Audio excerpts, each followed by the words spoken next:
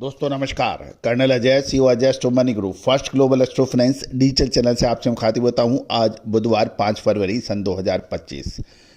दोस्तों खबर निकल के आ रही है कि टैरिफ वॉर जो कि अमेरिकन प्रेसिडेंट डोनाल्ड ट्रंप ने कनाडा, मैक्सिको और चीन पर लगाए, उसकी पलटवार की आशंका को देखते हुए टैरिफ वॉर शुरू हुई थी।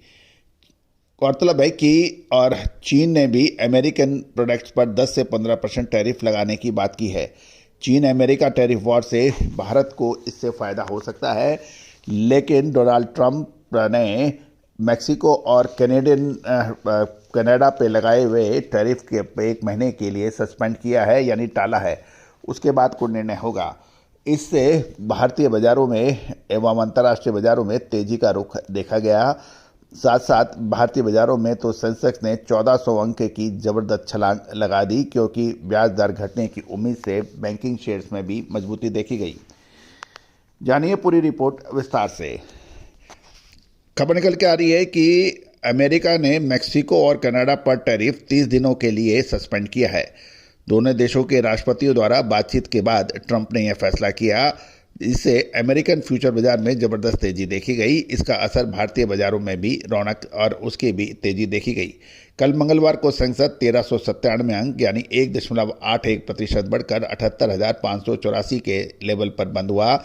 वहीं नेशनल स्टॉक एक्सचेंज की निफ्टी 378 अंक यानी 1.62% की तेज़ी के साथ 23,739 पर बंद हुआ।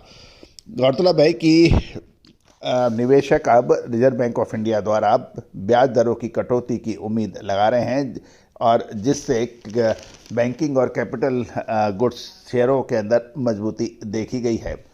मंगलवार को यदि हम देखें कुल स्तर पर तो 5.70 लाख करोड़ की निवेशकों की पूंजी बढ़ गई है। निफ्टी का बैंक निफ्टी का इंडेक्स भी लगभग 2% की तेजी का रुख देखा गया, और इस निवेशकों की संपत्ति बढ़ी।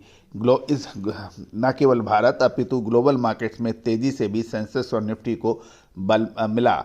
साथ साथ ये भी देखने वाली बात यह है कि मैन्युफैक्चरिंग सेक्टर में तेजी दिख रही है, और जनवरी में मैन्युफैक्चरिंग पीएमआई 6 माह के उच्चतम स्तर 57.7 पर पहुंचा है। जीएसटी कलेक्शन में भी जनवरी में 9 महीने की सबसे हाई वृद्धि रही। मंगलवार को रुपया अपने रिकॉर्ड निचले स्तर पर 87.2% से मजबूत होकर 87.06 डॉलर प्रति डॉलर पर रहा, यानी कुछ मजबूती भारतीय रुपया में भी देखी गई। गौरतलब है कि चीन ने जवाबी कार्रवाई करते हुए अमेरिका पर टैरिफ लगाने की घोषणा की है, जिससे अब अमेरिका और को भारत एक विकल्प के रूप में नज़र आ रहा है। गौरतलब है कि अमेरिका पर टैरिफ लगाने का ऐलान, चीन का ऐलान भारत के लिए फ़ायदेमंद साबित हो सकता है। चीन के वाणिज्य मंत्रालय के अनुसार अमेरिकी उत्पादों पर टैरिफ बढ़ाने से इससे सर्च इंजन गूगल की जॉब सहित अन्य व्यापारिक संबंधी उपायों की घोषणा की गई है। चीन अमेरिका की कोयला एलएनजी उत्पादों पर 15% शुल्क लागू करेगा। साथ ही कच्चे तेल, कृषि मशीनरी, बड़ी कारों पर 10% शुल्क लगाया जाएगा। ये चीन लगाएगा अमेरिका पर। अमेरिका चीन के बीच शुरू हुए दो तरफा टैरिफ वॉर से दुनिया चिंतित जरूर है।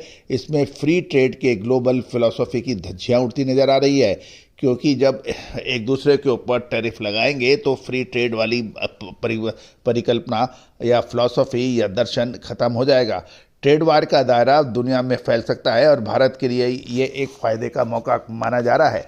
गौरतलब है किसी को फ़ायदा और किसी को नुकसान।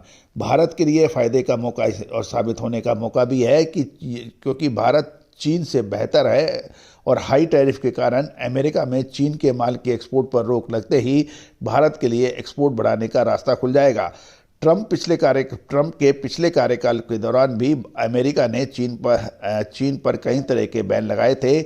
इससे भारत चौथा सबसे अधिक फ़ायदे उठाने वाला देश बना था। ध्यान देने वाली बात यह है कि लेकिन भारत को फ़ायदा तभी मिल पाएगा जब भारत अपनी इन्वेस्टर फ्रेंडली नीतियों को ग्राउंड पर लेके आएगा।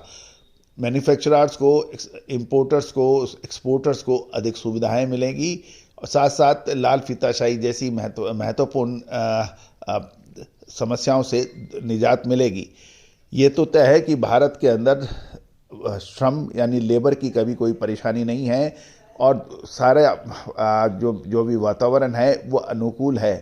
लेकिन नीतियाँ और रेड टैपिज्म जो एक ऐसी समस्या है जो भारत के अंदर परेशानियां दर्ज करती है, साथ साथ टैक्स स्ट्रक्चर को भी इन्वेस्टर और मैन्युफैक्चरर फ्रेंडली बनाना होगा। यही एक कारण है कि जिससे भारत विश्व में अपना डंका बजा सकता है। चीन को पीछे छोड़ना इतना जल्दी आसान होगा नहीं, क्योंकि चीन के अंदर काफ़ी दरें भी काफ़ी सस्ती हैं, ब्याज दरें भी, और काफ़ी मैन्युफैक्चरिंग सपोर्ट्स है। हमें नए इकोनॉमिक जोन बनाने पड़ेंगे, मैन्युफैक्चरिंग जोन बनाने पड़ेंगे और काफ़ी महत्वपूर्ण मूवमेंट कुछ सुधार करने पड़ेंगे इसका फ़ायदा उठाने के लिए। दोस्तों, ये तो तय है कि भारत अब धीरे धीरे वर्ल्ड की अग्रणी अर्थव्यवस्थाओं की पंक्ति में खड़ा है। इसका असर भारतीय बाज़ारों पर, खासकर शेयर बाज़ार पर पड़ने की संभावना है। आप नज़र रख सकते हैं software stocks, sugar stocks, media stocks पर नज़र रखी जा सकती है। All the very best, good luck, happy trading.